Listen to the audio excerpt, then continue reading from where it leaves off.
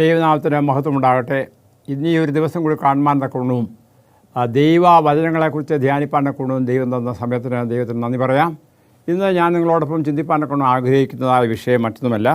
അതായത് യേശുക്രിസ്തുവിൻ്റെ വിശ്വാസത്തിൽ ശാബത് റെസ്റ്റിൻ്റെ വിശ്രമത്തിൻ്റെ അവസരം എന്താണ്? പ്രത്യേകിച്ച് പറയുകയാണെങ്കിൽ ജീവിത റിക്രിയേഷനും അതുപോലെ റെസ്റ്റും എന്നുള്ള വിഷയം. നമുക്കറിയാം, കർത്താവായ യേശുക്രിസ്തു ഈ ഭൂമിയിലായിരുന്നപ്പോൾ താൻ ദൈവത്തിൻ്റെ കൽപ്പനകളെ മാനിക്കുകയും അതിനെ അനുസരിക്കുകയും ചെയ്തു പോന്നു. ഈ കൽപ്പനകളിലെ 4-ാമത്തെ കൽപ്പനയാണ് ശബത് എന്നുള്ളത്. അതായത് ശബത് നാളിനെ ശുദ്ധീകരിപ്പാൻ ഓർക്കുക, 6 ദിവസം അധ്വാനിച്ച് വേല ചെയ്യുക, 7-ാം ദിവസം സ്വസ്ഥമായിരിക്കുക. കാരണം ദൈവം ഈ ഭൂമിയൊക്കെ സൃഷ്ടിച്ചു, അത് താൻ വിശ്രമിച്ചു, അതിനെ അനുഗ്രഹിച്ചു. അപ്പോൾ ഇത് യേശുക്രിസ്തു ഈ ഭൂമിയിലായിരുന്നപ്പോൾ തൻ്റെ പതിവ് എന്തായിരുന്നു? അത് ശബത് തോറും ആരാധനാലയത്തിൽ അല്ലെങ്കിൽ പള്ളിയിൽ, അന്നത്തെ ദേവാലയത്തിൽ പോവുക എന്നുള്ളതായിരുന്നു. അത് പല രംഗങ്ങളിലും നമുക്ക് അത് കാണുവാൻ തക്കൊണ്ട് സാധിക്കും. അപ്പോൾ യേശുക്രിസ്തു ദൈവത്തിൻ്റെ കൽപ്പന അനുസരിച്ചു. ഏത് കൽപ്പനയാണ്? 4-ാമത്തെ കൽപ്പന. അതെവിടെയാണ് പറയുന്നത്? ഞാൻ കഴിഞ്ഞ ദിവസം നിങ്ങളോട് വായിച്ച് കേൾപ്പിച്ചു. ലേവ്യാപുസ്തകം പുറപ്പാട് പുസ്തകം 20-ാമത്തെ അധ്യായത്തിൽ 11 മുതലുള്ളതായ വേദഭാഗം പറയുന്നതാണിത്. ശബത് നാളിനെ ശുദ്ധീകരിപ്പാൻ ഓർക്കുക, 6 ദിവസം അധ്വാനത്തിൻ്റെ വേലയൊക്കെയും ചെയ്യുക, 7-ാം ദിവസം നിൻ്റെ ദൈവമായ യഹോവയുടെ ശബതാകുന്നു. അന്ന് നീയും നിൻ്റെ പുത്രനും പുത്രിയും നിൻ്റെ വേലക്കാരനും വേലക്കാരത്തിയും നിൻ്റെ കന്നുകാലികളും നിൻ്റെ പടിവാതിൽക്കത്തുള്ള പരദേശി ഒരു വേലയും ചെയ്യരുത്. 6 ദിവസം കൊണ്ട് യഹോവ ആകാശവും ഭൂമിയും സമുദ്രവും അവയുള്ളൊക്കെയും ഉണ്ടാക്കി. 7-ാം ദിവസം സ്വസ്ഥമായിരുന്നു. അതുകൊണ്ട് യഹോവ ശബത്തിനെ അനുഗ്രഹിച്ച് ശുദ്ധീകരിച്ചിരിക്കുന്നു. അപ്പോൾ ഇത് ഏദൻ ഭവനം ആരംഭിച്ചപ്പോൾ മുതലേ ഉണ്ട്. ഇല്ലെന്ന് ആർക്കെങ്കിലും തോന്നുന്നുണ്ടോ? നമുക്ക് ഉൽപ്പത്തി 2-ാമത്തെ അധ്യായത്തിൽ അതിനെക്കുറിച്ച് പറയുന്നതായ കാര്യം, അതായത് 1-ാമത്തെ അധ്യായത്തിൽ സൃഷ്ടിപ്പിനെക്കുറിച്ച് പറയുന്നു. എന്നാൽ 2-ാമത്തെ അധ്യായത്തിൽ ദൈവം ശബത്തിൻ്റെ അല്ലെങ്കിൽ ആ ശബത്നാളിനെ അനുഗ്രഹിച്ച കാര്യം, കൽപ്പനയിൽ ഉദ്ധരിച്ചതായ കാര്യം എടുത്തു പറയുന്ന കാര്യമാണ് 2-ാമത്തെ അധ്യായത്തിൽ തുടങ്ങുന്നത്. 1, 2, 3 വാക്യങ്ങൾ ഞാൻ വയ്ക്കുന്നു. ഇങ്ങനെ ആകാശവും ഭൂമിയും അവയുള്ളതൊക്കെയും തികഞ്ഞു. താൻ ചെയ്ത പ്രവൃത്തി ഒക്കെയും ദൈവം തീർത്ത ശേഷം താൻ ചെയ്ത സകല പ്രവൃത്തിയിൽ നിന്നും 7-ാം ദിവസം നിവൃത്തനായി. താൻ സൃഷ്ടിച്ചുണ്ടാക്കിയ സകല പ്രവൃത്തിയിൽ നിവൃത്തനായതുകൊണ്ട് ദൈവം 7-ാം ദിവസത്തെ അനുഗ്രഹിച്ചു, ശുദ്ധീകരിച്ചു. ഇതേ കാര്യം തന്നെയാണ് ഈ കൽപ്പനയിൽ പറയുന്നത്. അപ്പോൾ ഇതേ കാര്യത്തിൻ്റെ അനുഭവം പ്രത്യേകിച്ച് നമുക്കറിയാം. ഇസ്രായേൽ മക്കൾ, അതായത് അതുവരെയുമുള്ള ദൈവജനം ദൈവത്തിൻ്റെ കൽപ്പന പാലിച്ചിരുന്നു എന്ന് വേദപുസ്തകത്തിൽ രേഖയുണ്ട്. നമ്മൾ വായിക്കുമ്പോൾ അത് മനസ്സിലാകുന്നത്. അതായത് അബ്രഹാം ദൈവത്തിൻ്റെ കൽപ്പന അനുസരിച്ചു, അതുപോലെ ഇസ്ഹാക്ക്, അതായത് പൂർവ്വപിതാക്കന്മാരൊക്കെയും.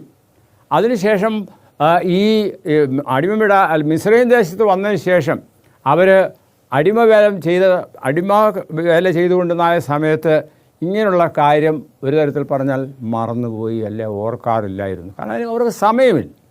അവർ ഇഷ്ടി ഉണ്ടാക്കുക, ഫറവോന് അതിൻ്റെ കണക്ക് കൊടുക്കുക, അങ്ങനെ ഒരു ഊഴിയ വിചാരകന്മാരായിട്ട് വേല ചെയ്തു വന്നിരുന്നവരായ ഇവർക്ക് ദൈവത്തിൻ്റെ കൽപ്പന ഏതാ, അല്ലെങ്കിൽ ജോസഫിൻ്റെ കാലം വരെ, അല്ലെ ജോസഫിനെ അറിയാത്ത ഫറവോ വന്നതിന് ശേഷമുള്ളത് പിന്നെ വളരെ കഷ്ടപ്പെട്ട ജീവിതമാണ്. എന്നാൽ അവരെ അവിടെ നിന്ന് മോശയുടെ നേതൃത്വത്തിൽ പുറത്തേക്ക് കൊണ്ടുവരുന്ന കാര്യത്തെക്കുറിച്ച് വേദപുസ്തകത്തിൽ നാം വായിക്കുന്നുണ്ട്. അപ്പം വന്നതിന് ശേഷമാണ് സീനായി പർവ്വതത്തിൽ വെച്ച് ദൈവം തൻ്റെ സ്വന്തം വിരലുകൾ കൊണ്ട് 10 കൽപ്പന എഴുതി കൊടുത്തത്. അത് അവരെ കേൾപ്പിച്ചു. അവരെല്ലാവരും കേട്ടു. അത് ഇത് ഓഡിയോ, വീഡിയോ, അല്ലാതെ വിഷ്വലായിട്ട് എല്ലാ തരത്തിലും അവരുടെ മുൻപാകെ അവതരിപ്പിച്ച കാര്യമാണ്. എന്നാൽ അവരെ കൊണ്ട് ശരിയായ രീതിയിൽ അതിനെ പഠിപ്പിക്കുന്നതിന് വേണ്ടി ഒരു അത്ഭുതം കൂടി ദൈവം ചെയ്തു. എന്തായിരുന്നു? നമുക്കറിയാം, പുറപ്പാട് പുസ്തകം 20-ലാണ് ഇതിനെക്കുറിച്ച് പറയുന്നത്, ദൈവത്തിൻ്റെ 10 കൽപ്പനയെക്കുറിച്ച്. എന്നാൽ 16-ാമത്തെ അധ്യായത്തിൽ അവിടെ നടക്കുന്ന സംഭവം, അതിന് പറയുന്നത് ഒരു ശാബത് മിറക്കിൾ, ശബത്തിനുള്ള ഒരു അത്ഭുതം അവിടെ സംഭവിക്കുകയാണ്. അത് സംഭവിച്ചതാണ്. അതായത് അവർക്ക് ആഹാരമില്ല. അതിന് ദൈവം അവർക്ക് എന്ത് ചെയ്തു? മന്ന ആകാശത്തിൽ നിന്ന് പൊഴിയുന്നത്, അതായത് സ്വർഗത്തിൽ നിന്ന് മന്ന കൊടുത്തു. അപ്പോൾ ഈ മന്ന കൊടുക്കുന്ന കാര്യത്തെയാണ് ഈ പുറപ്പാട് പുസ്തകം 16-ാമത്തെ അധ്യായത്തിൽ രേഖപ്പെടുത്തിയിരിക്കുന്നത്. അപ്പോൾ മന്ന കൊടുത്തത് അതിൻ്റെ രീതിയെക്കുറിച്ച് പറയുമ്പോൾ അവിടെ ഞാൻ ഏതാനും ചില വാക്യങ്ങൾ വായിക്കുന്നു. അവർ എന്ത് ചെയ്യണം? Then Lord said unto Moses, okay, അപ്പോൾ യഹോവ മോശയോട്, നിങ്ങൾ ആകാശത്ത് നിന്ന് അപ്പം വർഷിക്കും, ജനം തൻ്റെ ന്യായപ്രമാണം അനുസരിക്കുന്നോ ഇല്ലയോ എന്ന് അവരെ പരീക്ഷിക്കേണ്ടതിന് അവർ പുറപ്പെട്ട ഓരോ ദിവസത്തേക്കും വേണ്ടതെന്ന് പേർക്കൊള്ളണം. അപ്പോൾ ഇവിടെ ദൈവത്തിൻ്റെ ന്യായപ്രമാണം അനുസരിക്കുന്നുണ്ടോ എന്ന് ടെസ്റ്റ് ചെയ്യാൻ വേണ്ടിയാണ് ഇത് കൊടുത്തത്. അപ്പോൾ അതിനുള്ള ടെസ്റ്റ് എന്തായിരുന്നു? അവരോട് പറഞ്ഞു, നിങ്ങൾ അതത് ദിവസത്തേക്കുള്ളത് പെറുക്കുക. അപ്പോൾ ഒരു വ്യക്തിക്ക്, അതായത് കുടുംബത്തിലെ ഒരു വ്യക്തിക്ക് റേഷൻ മാതിരി ഒരു പറ, അങ്ങനെ എല്ലാ അംഗങ്ങൾക്കും അത്രയും. ചില മിടുക്കന്മാരെന്ത് ചെയ്തു, അല്ലെ മിടുക്കത്തികൾ എന്ത് ചെയ്തു, ഒരു ഒത്തിരി അങ്ങ് വാരി കൂട്ടി പെറുക്കി പെറുക്കി പെറുക്കി പെറുക്കി പെറുക്കി പെറുക്കി പെറുക്കി പെറുക്കി കൂട്ടി. എന്നാൽ അവർ അളന്നപ്പോൾ, ഇപ്പോൾ ഒത്തിരിയും പേര് കൂട്ടിയാലും അവരളക്കുമ്പോൾ അവനവൻ്റെ വീട്ടിലേക്ക് ആവശ്യമുള്ളത് മാത്രമേ ഉണ്ടായിരുന്നുള്ളൂ. ഏറെ പെറുക്കിയവന് ഏറെയോ അല്ലെങ്കിൽ കുറച്ച് പെറുക്കിയവന് കുറച്ചോ ഇല്ല, അവർക്ക് അവരുടെ തുല്യമായ പങ്കാണ് ലഭിച്ചത്. അത് കൂടാതെയുള്ള ഇൻസ്ട്രക്ഷൻ എന്തായിരുന്നു? മറ്റൊന്നുമല്ല, നിങ്ങൾ അന്നന്ന് പെറുക്കുന്നത് എന്ത് ചെയ്യണം, അത് പിറ്റേ ദിവസത്തേക്ക് സൂക്ഷിച്ച് വെക്കരുത്. അങ്ങനെ സൂക്ഷിച്ച് വെച്ചാലുള്ള അനുഭവം എന്താണ്? അതിനെക്കുറിച്ച് പറയുന്നത് പ്രഭാതകാലത്ത് അപ്പം കൊണ്ട് തൃപ്തി. പിന്നെ ഇതിനെക്കുറിച്ച് പറയുന്നത് അടുത്ത ഭാഗത്താണ്.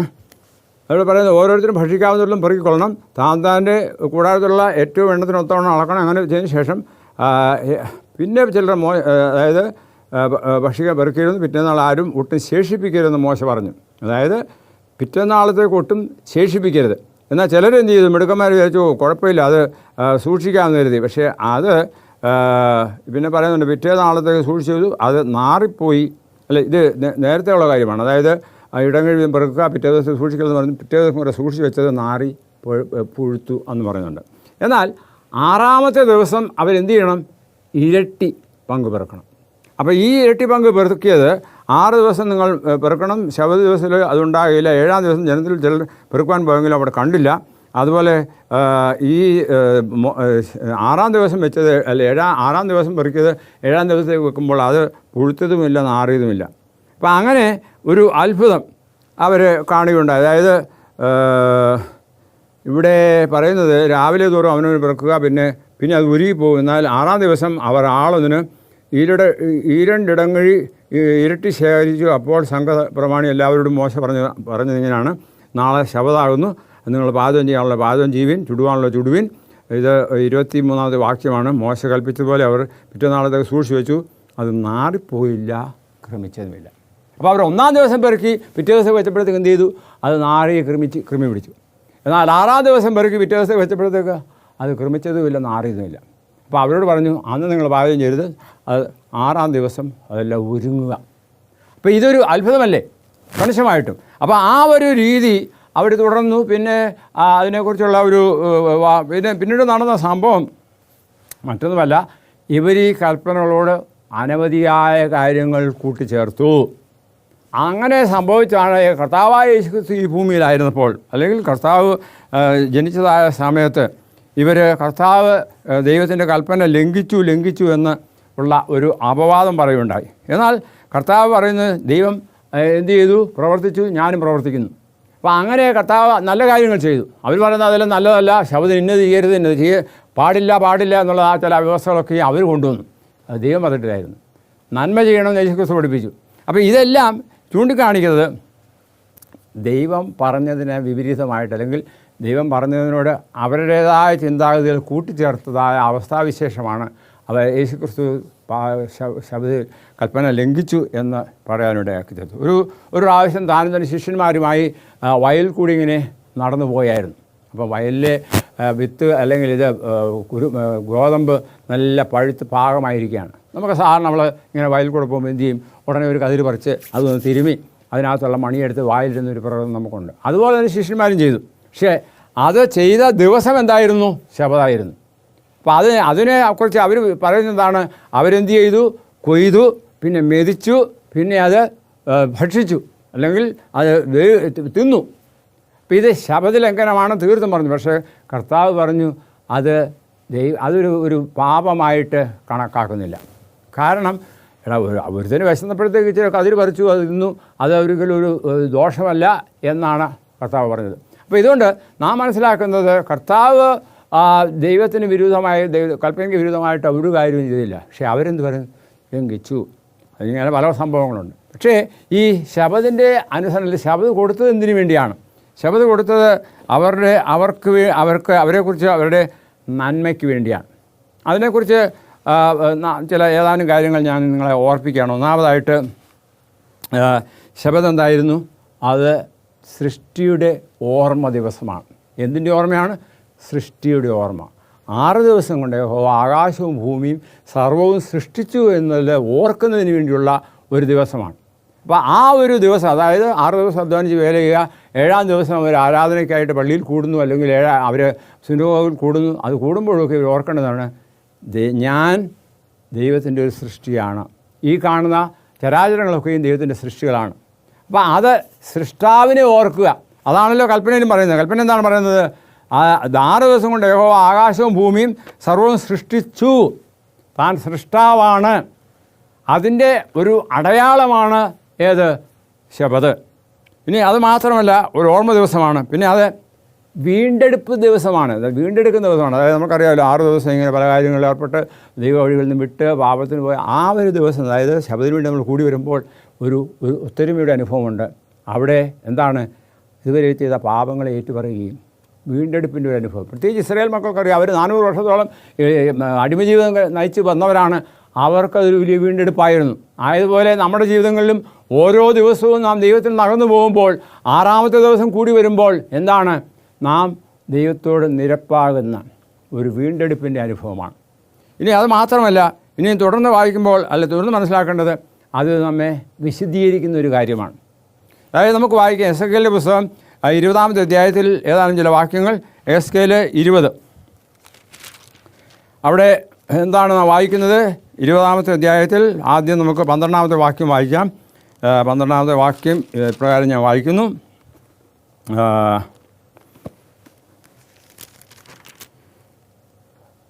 അവിടെ പറയുന്നത്, moreover I gave dum my Sabbath. അത് ഇംഗ്ലീഷ്. ഓക്കെ. ഞാൻ അവരെ വിശദീകരിക്കുന്ന യഹോവ എന്നവർ അറിയേണ്ടതിന് എനിക്കും അവർക്കും ഇടയിൽ അടയാളമായിരിക്കും എന്നൊക്കെണ്ണം എൻ്റെ ശബത്തുകളെയും ഞാൻ അവർക്ക് കൊടുത്തു. എന്താണ്? അടയാളമാണ്. എന്തിൻ്റെ അടയാളമാണ്? ഞാൻ അവരെ വിശുദ്ധീകരിക്കുന്ന യഹോവയാവുന്നു. അതായത് നമ്മെ സാങ്ക്ടിഫൈ ചെയ്യുന്ന ഒരു ദൈവമാണ്. ഇനി ഇത് ഇവിടെ കൊണ്ട് അവസാനിക്കും. പിന്നെ എസെക്കിയേൽ പറയുകയാണ്, 20-ാമത്തെ അധ്യായം കൂടി വായിക്കാം. 20-ാമത്തെ വാക്യം. അതായത് അവിടെ നാം വായിക്കുന്ന പ്രകാരം, എൻ്റെ ശബത്തുകളെ വിശദീകരിക്കുവിൻ, ഞാൻ നിങ്ങളുടെ ദൈവമായ യഹോവ എന്ന് നിങ്ങൾക്ക് അറിയേണ്ടതിന് അവ എനിക്കും നിങ്ങൾക്കുമിടയിൽ അടയാളമായിരിക്കട്ടെ. അതൊരു സൈനാണ്. എന്തിൻ്റെ? വിശദീകരിക്കുന്ന യഹോവയാകുന്നു. അപ്പോൾ ഇത്, അതായത് പഴയ നിയമ പുസ്തകങ്ങളൊക്കെയും ദൈവവുമായുള്ള നമ്മുടെ ഉടമ്പടിയുടെ ഒരു വിശദീകരണം, അല്ലെ ഉറപ്പാണ്. അതൊരു വീണ്ടെടുപ്പ് ആണ്. അത് ഒരു ഓർമ്മ ദിവസമാണ്. അത് മാത്രമല്ല, നമ്മെ ദൈവം വിശുദ്ധീകരിക്കുകയാണ് ചെയ്യുന്നത്. എപ്രകാരമാണ് വിശുദ്ധീകരണം നടക്കുന്നത്? നാം ദേവാലയത്തിൽ പോകുമ്പോൾ, ദൈവത്തോട് നാം ദൈവത്തിൻ്റെ വചനം ധ്യാനിക്കുമ്പോൾ, നമുക്ക് എന്ത് ചെയ്യുന്നു? മാനസാന്തരത്തിൻ്റെ അനുഭവം ഉണ്ടാകുമ്പോൾ നാം വിശുദ്ധീകരിക്കുന്ന പ്രക്രിയയിലൂടെ കടന്നു പോവുകയാണ്. അപ്പോൾ ഇതൊക്കെയും സംഭവിക്കുന്നത് ആ ഒരു പ്രത്യേക കാര്യത്തിന് വേണ്ടിയാണ് ദൈവം ശബത്ത് നൽകിയിരിക്കുന്നത്. വീണ്ടും നാം ഓർക്കണം, അതൊരു കൂട്ടായ്മയുടെ ദിവസമാണ്. എന്താണ് ഈ കൂട്ടായ്മ? അതായത് നമ്മൾ പല ഭവനങ്ങളിൽ കഴിയുന്നവരായ, അല്ല പല ദേശങ്ങളിൽ കഴിയുന്നവരായ നാം എല്ലാവരും കൂടെ ഒത്തൊരുമിച്ച് ദേവാലയത്തിൽ കൂടുമ്പോൾ അതേ ഒരു സന്തോഷ ദിവസമാണ്. എല്ലാവരും കൂടെ കൂടുന്നു. വളരെ സന്തോഷകരമായ ഒരു ദിവസമാണ്. കൂടുന്നു, നമ്മൾ കാര്യങ്ങളൊക്കെ പറയുന്നു, സ്നേഹ ബന്ധങ്ങളൊക്കെയും പുതുക്കുന്നു. അതുപോലെ തന്നെ നമ്മളുടെ കുറവുകളൊക്കെയും മനസ്സിലാക്കുവാനൊക്കെ സാധിക്കും. ചിലപ്പോൾ അന്യോന്യം എന്തെങ്കിലും പിണക്കമോ പ്രയാസമോ അങ്ങനെ എന്തെങ്കിലും ഉണ്ടെങ്കിൽ അതൊക്കെയും പറഞ്ഞു തീർക്കുന്നു. അങ്ങനെ ഒരു എന്താണ് പറയുന്നത്? ഫെലോഷിപ്പ്, അല്ലെങ്കിൽ ഒരു കപ്പലിൽ നാം എല്ലാം കൂടെ ഒത്തൊരുമിച്ച് കൂടുന്ന അവരനുഭവം, ഒരുമയുടെ അനുഭവം. അപ്പോൾ അതിനെക്കുറിച്ച് മലയാള വാക്ക് ഞാൻ പറഞ്ഞില്ല. അതാണ് കൂട്ടായ്മ, കൂട്ടായിട്ടുള്ള ഒരു ബന്ധം. പിന്നെ തുടർന്ന് നാം ചിന്തിക്കുന്നത് മറ്റൊന്നുമല്ല, അതായത് അത് നമ്മെ എന്ത് ചെയ്യുന്നു?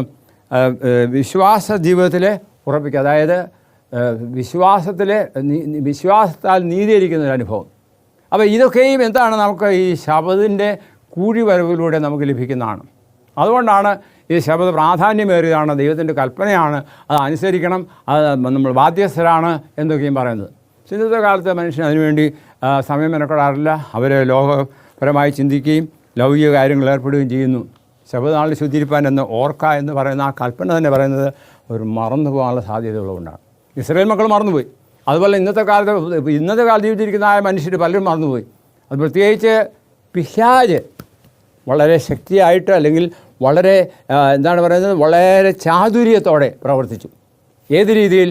അതായത് നമ്മളൊക്കെയും ജനിക്കുന്നതിന് മുൻപ് തന്നെ ശബത്തിനെ അതിൻ്റെ പവിത്രമായ ദിവസത്തിൽ നിന്ന് മാറ്റി. എപ്രകാരം മാറ്റി?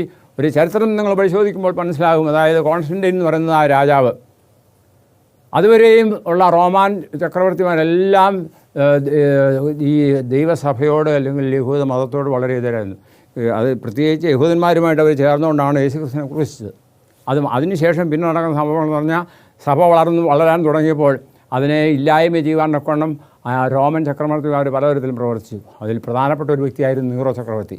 അദ്ദേഹം പ്രത്യേകിച്ച് ഒരു ദേശം തന്നെ കത്തിച്ച് കളഞ്ഞു എന്നാണ് പറയുന്നത്. ദേശമോ കൊട്ടാരമോ നശിപ്പിച്ച് കളഞ്ഞു. എന്തിനു വേണ്ടിയാണെന്ന് അറിയാമോ?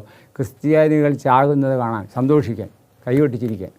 അപ്പോൾ അങ്ങനെയുള്ള ഒരു പ്രവണതകളൊക്കെ ഉണ്ടായിരുന്നു. എന്നാൽ കോൺസ്റ്റന്റൈൻ്റെ കാലത്ത് അദ്ദേഹം ഏതോ ഒരു ഇത് ജയിക്കുന്നതിന് വേണ്ടി ദൈവത്തോട് പ്രാർത്ഥിച്ചു. അങ്ങനെയാണെങ്കിൽ ഞാൻ ക്രിസ്ത്യാനിയാകാമെന്ന് തീരുമാനിച്ചു. അങ്ങനെ അദ്ദേഹം ക്രിസ്ത്യാനിയായി. അത് ഹൃദയം കൊണ്ടാണോ അതോ വാവുകൊണ്ടാണോ എന്ന് അറിയത്തില്ല. എന്നിരുന്നാലും അങ്ങനെ സംഭവിച്ചു. അതിനുശേഷം സഭ വളരുവാൻ തുടങ്ങി.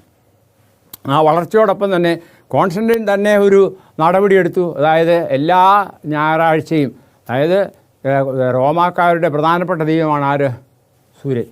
ആ സൂര്യ ദിവസമാണ് സൺഡേ. ആ ദിവസം ഞായറാഴ്ച എന്ത് ചെയ്യുന്നു? ഒരു ആരാധന ദിവസമായിട്ട് പ്രഖ്യാപിച്ചു. അതിന് നമ്മുടെ അച്ഛന്മാരും അല്ലെങ്കിൽ അന്നത്തെ കാലത്തെ ബിഷപ്പുമാരും അതിന് വേണ്ട വരയിട്ട് കൊടുത്തു. എന്തായിരുന്നു? അവർ പറഞ്ഞത് ശരിയാണ്. അതായത് നമ്മളും യഹൂദന്മാരും തമ്മിലൊരു വ്യത്യാസം കാണിക്കുവാൻ വേണ്ടി യഹൂദന്മാരുടെ ശബത്ത് നമുക്ക് വേണ്ട. കർത്താവായ യേശുക്രിസ്തു ഉയർത്ത ദിവസമായ ഞായറാഴ്ച 1-ാം ദിവസം നമുക്ക് ആരാധിക്കാം. അപ്പോൾ ഈ സൂര്യൻ്റെ ദിവസവും അതായത് 1-ാം ദിവസം കർത്താവ് ഉയർത്ത ദിവസം രണ്ടും കൂടെ കൂട്ടിച്ചേർന്നപ്പോൾ അത് എന്തായി? അത് ഹോളിഡേ ആയി മാറി. അതിന് അന്നത്തെ അച്ഛന്മാരും അല്ലെങ്കിൽ ബിഷപ്പുമാരും അതിന് എൻഡോസ് ചെയ്തു. അങ്ങനെ ഇത് AD 323 ശേഷം നടന്ന സംഭവമാണ്. അത് കാലക്രമേണ നമ്മുടെയൊക്കെയും ജീവിതത്തിൻ്റെ ഭാഗമായി. അതായത് ഇപ്പം മിക്കവാറും എല്ലാവരും, അതായത് ക്രിസ്ത്യാനികൾ എന്ന് പറയുന്ന മൊത്തം ആൾക്കാർ എന്താണ്? ഞായറാഴ്ചയും കടമുള്ള പെരുന്നാളുകളെയും ആചരിക്കുകയാണ്. അത് ഒത്തിരി റിഫോംഡ് ആയാലും അവരൊക്കെയും പാപ്പ അല്ലെങ്കിൽ പോപ്പ് സ്ഥാപിച്ചതായ ഈ സ്ഥാപനത്തിൻ്റെ കീഴിലാണ് നിൽക്കുന്നത്. അതുകൊണ്ട് ഇന്നിപ്പം നമ്മളിരിക്കുന്ന അവസ്ഥയിൽ ഏതാണ് ശബം എന്ന് ചോദിച്ചാൽ അവർ പറയുന്നത് ഞായറാഴ്ചയാണെന്ന്. പക്ഷേ വചനപ്രകാരം അത് ശരിയല്ല. വചനപ്രകാരം 6 ദിവസം, അതായത് നമ്മൾ ഒരു കലണ്ടർ എടുത്ത് അതിനെ പരിശോധിക്കുകയാണെങ്കിൽ, അതായത് പ്രത്യേകിച്ച് നമുക്കറിയാം നമ്മുടെ ഭവനമുള്ള കലണ്ടർ ഇന്ന് ചില മാറ്റങ്ങളൊക്കെ വരുന്നുണ്ടെങ്കിലും ആദ്യത്തെ ദിവസം എന്ന് പറയുന്നത് 1-ാം ദിവസം എന്ന് പറയുന്നത് ഞായറാഴ്ചയാണ്. ഞായർ, തിങ്കൾ, ചൊവ്വ, ബുധൻ, വ്യാഴം, വെള്ളി, ശനി, ഞായർ. അപ്പോൾ ആ ഒരു വീക്ക്ലി സൈക്കിളാണ്. അതിനെ മാറ്റുവാൻ തക്കവണ്ണം പലരും ശ്രമിച്ച് നടന്നിട്ടില്ല, ഇന്നുവരെയും നടന്നില്ല. ഇനിയിപ്പോൾ കമ്പ്യൂട്ടർ യുഗമായതുകൊണ്ട് അല്ലെങ്കിൽ ആർട്ടിഫിഷ്യൽ ഇൻ്റലിജൻസ് കാലമായതുകൊണ്ട് അതിനുവേണ്ടിയുള്ള പരിശ്രമം നടന്നൊക്കെ എന്തായിരുന്നാലും, പക്ഷേ നാം ഇന്ന് അറിയപ്പെടുന്നത് 1-ാം ദിവസം 2-ാം ദിവസം എന്നുള്ളത് ഞായർ, തിങ്കൾ, ചൊവ്വ, ബുധൻ, വ്യാഴം, വെള്ളി, ശനി എന്നുള്ളതാണ്. അതാണ് ആ ആഴ്ചവട്ടം. എന്നാൽ ഇന്ന് പലരും അതിന് ചില മാറ്റങ്ങളൊക്കെ വരുത്താൻ പരിശ്രമിക്കുകയാണ്. പക്ഷേ ദൈവം പറഞ്ഞതായ കാര്യം, ഈ വചനം, അതിന് ഇന്നും മാറ്റമില്ല. ശബനാളിനെ ശുദ്ധീകരിപ്പാൻ ഓർക്കുക, 6 ദിവസം അധ്വാനിച്ച് വേല ചെയ്യുക, 7-ാം ദിവസം ദൈവമായ യഹോവയുടെ ശബതാകുന്നു. അന്ന് നീ നിൻ്റെ പുത്രനും പുത്രിയും നിൻ്റെ പടിവാതിലുള്ള പരദേശിയും ഒരു വേലയും ചെയ്യരുത്. എന്ന് പറഞ്ഞാൽ യഹോവ 6 ദിവസം ആകാശവും സൃഷ്ടിച്ചു, 7-ാം ദിവസം നിവർത്തനായതിനു ശേഷം സ്വസ്ഥമായിരുന്നു, അല്ലെങ്കിൽ അതിനെ അനുഗ്രഹിച്ച് ശുദ്ധീകരിച്ചു. അത് ഇന്നും നിലവിലുണ്ട്, അതിന് മാറ്റമില്ല. അപ്പോൾ അതുകൊണ്ട് ഈ ശബത്തിൽ അനുസരിക്കുമ്പോൾ അതിൻ്റെ പ്രയോജനം എന്താണെന്നുള്ളതിനെക്കുറിച്ച് ഞാൻ നിങ്ങളോട് പറഞ്ഞു കഴിഞ്ഞു. ഇപ്പോൾ യേശുക്രിസ്തു ശിഷ്യന്മാർ അതനുസരിച്ച്, യേശുക്രിസ്തു അനുസരിച്ച് ശിഷ്യന്മാരനുസരിച്ചു, അപ്പോൾ തന്നെ പൗലോസ് അനുസരിച്ചു. അതൊക്കെ ഈ വേദപുസ്തകത്തിൽ രേഖയുണ്ട്. അപ്പോൾ ഇന്ന് ജീവിച്ചിരിക്കുന്നവരായ നമ്മോടുള്ള അനുശാസനം എന്താണ്? അതായത് ശബനാളിനെ ശുദ്ധീകരിപ്പാൻ ഓർക്കുക. അത് നമുക്ക് വിശ്രമ ദിവസമാണ്. അത് നമ്മുടെ ആത്മീയ വർധനവിനും വീണ്ടും ഉണർവിനും അല്ലെങ്കിൽ ഫെലോഷിപ്പിനും കൂട്ടായ്മയ്ക്കും അതുപോലെ വീണ്ടെടുപ്പിനും ഇതൊക്കെയും നൽകിയതാണേ. അത് നമ്മൾ പാലിക്കണം. അത് പാലിക്കുന്നില്ലെങ്കിൽ ഞാൻ യേശുക്രിസ്തു വിശ്വസിച്ച പോലെ വിശ്വസിക്കുന്നു പറഞ്ഞുകൊണ്ട് യാതൊരു കാര്യമില്ല. കാരണം യേശുക്രിസ്തു ശബദോറും എന്ത് ചെയ്യുന്നു? പള്ളിയിൽ പോയി. ശിഷ്യന്മാരെ ശബദോറും പള്ളിയിൽ പോയി. അപ്പോൾ ആ ഒരു വ്യവസ്ഥ. എന്നാൽ നമ്മളെ പുതിയ നിയമത്തിൽ ചില വാക്യങ്ങളുണ്ട്. അത് അവർ 1-ാം ദിവസം കൂടി വന്ന് പറയുന്നുണ്ട്. അങ്ങനെയുള്ള കാര്യങ്ങളെക്കുറിച്ച് നമുക്കൊന്ന് ചിന്തിക്കാം. പക്ഷേ അതിന് മുൻപായിട്ട് ഈ ഒരു കാര്യത്തിൽ നാം അടിവരയിടണം. എന്താണ്? മറ്റൊന്നുമല്ല, കർത്താവായ യേശുവിൻ്റെ അനുഗാമികളായ നാം ഓരോരുത്തരും താൻ ജീവിച്ചതുപോലെ ജീവിക്കേണ്ടത് ആവശ്യമാണ്. അതാണ് യേശുവിൻ്റെ വിശ്വാസം. അത് മറിച്ചായിരുന്നെങ്കിൽ യേശുക്രിസ്തു പറയുമായിരുന്നു, നമ്മൾ പറയുമായിരുന്നു ഇങ്ങനെയല്ല ഇങ്ങനെ ചെയ്യാൻ പറയുമായിരുന്നു. പക്ഷേ അങ്ങനെ ഒരു കാര്യം വേദപുസ്തകത്തിൽ രേഖയില്ല. പിന്നുള്ളത് മുഴുവൻ പുറമേ ഉള്ളതാണ്. അതായത് ഞങ്ങളുടെ ട്രഡീഷൻ, ഞങ്ങളുടെ പാരമ്പര്യം. പക്ഷെ പാരമ്പര്യത്തിന് എന്തെങ്കിലും വിലയുണ്ടോ? ദൈവം അതിന് ഒരു വിലയും കൊടുക്കുന്നില്ല. കർത്താവ് തന്നെ പറയുണ്ടായി, നിങ്ങളുടെ പാരമ്പര്യത്താൽ നിങ്ങൾ ദൈവകൽപ്പന എന്ത് ചെയ്യുന്നു? കൂട്ടിക്കളയുന്നു. ഉദാഹരണമായിട്ട് പറഞ്ഞത്, അതായത് അമ്മയപ്പനെയും ബഹുമാനിക്കുക എന്ന് പറയുന്ന കൽപ്പനയ്ക്ക് പകരമായിട്ട് അവരൊരു തുക പള്ളിയിൽ അല്ലെങ്കിൽ ദേവാലയത്തിൽ കൊടുത്താൽ അതോടുകൂടി ആ കൽപ്പനയുടെ ആവശ്യമില്ല എന്ന് പറഞ്ഞു. അത് വചനവിരുദ്ധമാണ്. തമ്പുരാൻ തന്നതായ ദൈവത്തിൻ്റെ കൽപ്പനയിൽ പറയുന്നത് നിൻ്റെ അപ്പനെയും അമ്മയും ബഹുമാനിക്കുക. ഇന്ന് നമ്മുടെ ചുറ്റുപാടുകളിൽ വളരെ സങ്കടകരമായ പല കാര്യമുണ്ട്. പ്രത്യേകിച്ച് പ്രായമായവരെ നോക്കാതെ മാനിക്കാതെ വഴിയിൽ തള്ളിയിടുന്നതായ അല്ലെങ്കിൽ ഉപേക്ഷിക്കുന്നതായ, അവർക്ക് ശ്രദ്ധ കൊടുക്കാതെ അവരെ കഷ്ടതയിലായിരിക്കുന്ന അവസ്ഥയുണ്ട്. ഇതെല്ലാം ദൈവത്തിൻ്റെ കൽപ്പനയ്ക്ക് വിരുദ്ധമാണ്. അതുകൊണ്ട് എന്നെ കേട്ടുകൊണ്ടിരിക്കുന്ന ദൈവജനമേ, ശബദനാൾ ശുദ്ധീകരിപ്പാൻ എന്നതൊക്കെ ഓർക്കുക എന്നുള്ളത് ദൈവത്തിൻ്റെ കൽപ്പനകളിൽ ഒന്നാണ്. 4ാമത്തെ കൽപ്പനയാണ്. അതിനുള്ള പ്രത്യേകത എന്ന് വെച്ചാൽ അതാണ് ഏറ്റവും നടുക്കുള്ളതായ കൽപ്പന. അത് ഞാനും എൻ്റെ ദൈവവുമായുള്ളതായ ബന്ധത്തെയാണ് ചൂണ്ടിക്കാണിക്കുന്നത്. അതായത് ഞാൻ ദൈവത്തെ സ്നേഹിക്കുന്നുണ്ട്. കർത്താവ് പറഞ്ഞതായ ദിവസത്തിൽ ദൈവത്തെ ആരാധിക്കുന്നു. ആ ആരാധനയിലൂടെ നമുക്ക് കൂട്ടായ്മയുടെ അനുഭവം ഉണ്ടാകുന്നു. ആ ആരാധനയിലൂടെ ദൈവവുമായിട്ട് നാം ചേരുന്നു. അതുകൊണ്ട് എൻ്റെ ജീവിതത്തിൽ വരേണ്ടതായ ക്രമീകരണം ചെയ്യുവാൻ തക്കവണ്ണമാണ് ഇന്ന് ഞാൻ നിങ്ങളോട് പറയുന്നത്. എന്താണ്? ദൈവത്തെ അനുസരിക്കുക, മനുഷ്യനെ അനുസരിക്കുന്നതല്ലേ. ശിഷ്യന്മാരുടെ കൂട്ടത്തിൽ അവരോട് കർശനമായിട്ട് പറഞ്ഞു, നിങ്ങളിനി യേശുവിൻ്റെ നാമത്തിലൊന്നും പറയരുതെന്ന് പറഞ്ഞു. പക്ഷേ അവർ പറഞ്ഞു, ഞങ്ങൾ എന്താണ്? ദൈവത്തെയാണ് അനുസരിക്കുന്നത്, മനുഷ്യരെയല്ല. അതുകൊണ്ട് അവർ വളരെ ബോൾഡായിട്ട്, അതായത് വളരെ തൻ്റെ ഇടത്തോടുകൂടി ദൈവത്തിൻ്റെ വചനം ഇങ്ങനെ പറയുന്നു എന്ന് പറയുവാനുള്ളതായ പ്രാപ്തി അവർക്കുണ്ടായി. കാരണം ദൈവമാണ് അവരോട് സംസാരിക്കുന്നത്, അതാണ് ദൈവമാണ് അവർ നിർബന്ധിക്കുന്നത്. അപ്പോൾ യേശുവിൻ്റെ സ്നേഹം നമ്മെ നിർബന്ധിക്കുമ്പോൾ കണിശമായിട്ടും വചനപ്രകാരം ജീവിക്കേണ്ട ഒരു ആവശ്യം നമ്മൾ കാണുന്നു. അതേ പ്രിയ ദൈവജനമേ, ദൈവത്തെക്കുറിച്ച് നമ്മൾ പഠിക്കുകയും മനസ്സിലാക്കുകയും ചെയ്യുമ്പോൾ അവിടെ വചനം നമ്മോട് സംസാരിക്കുന്നത് ഇപ്രകാരമാണ്. അത് നാം പാലിക്കേണ്ട ഒരു ആവശ്യം നമുക്കുണ്ട്. ഇല്ലെങ്കിൽ നാം എല്ലാവരും നഷ്ടപ്പെട്ടവരായിത്തീരും. അത് വരാതിരിക്കാൻ തക്കൊണ്ട് എന്ത് ചെയ്യണം? വചനം അങ്ങനെ തന്നെയോ എന്ന് പരിശോധിക്കുക. അത് നമ്മുടെ ദൈവത്തെക്കുറിച്ചുള്ളതായ സാക്ഷ്യരം നൽകുകയാണ്. അതുകൊണ്ട് ഈ ജീവിതത്തിൽ നമുക്ക് കിട്ടിയിരിക്കുന്ന സമയങ്ങളിൽ ദൈവത്തോട് കൂറുപാലിക്കുക, സഭയോട് കൂറുപാലിക്കുക. പ്രത്യേകിച്ച് ദൈവത്തെ സ്നേഹിക്കുന്നവർ, യേശുവിനെ സ്നേഹിക്കുന്നവർ കർത്താവ് ജീവിച്ചതോടുള്ള ജീവിതം നയിക്കും. അതിനുവേണ്ടിയാണല്ലോ നാം ഇത് പഠിക്കുന്നത്. ഇപ്പോൾ യേശുവിൻ്റെ ദൈവകൽപ്പന, യേശുവിൻ്റെ വിശ്വാസം കാത്തുകൊള്ളുന്ന ഒരു വിശുദ്ധനായി തീരുവാൻ തക്കവണ്ണം, വിശുദ്ധിയായി തീരുവാൻ തക്കവണ്ണമാണ് നമ്മുടെ ആഗ്രഹമെങ്കിൽ കണിശമായിട്ടും വചനത്തിൽ നിന്നുള്ളതായ ഈ കാര്യങ്ങൾ മനസ്സിലാക്കി അതിൻ പ്രകാരം ജീവിക്കുക.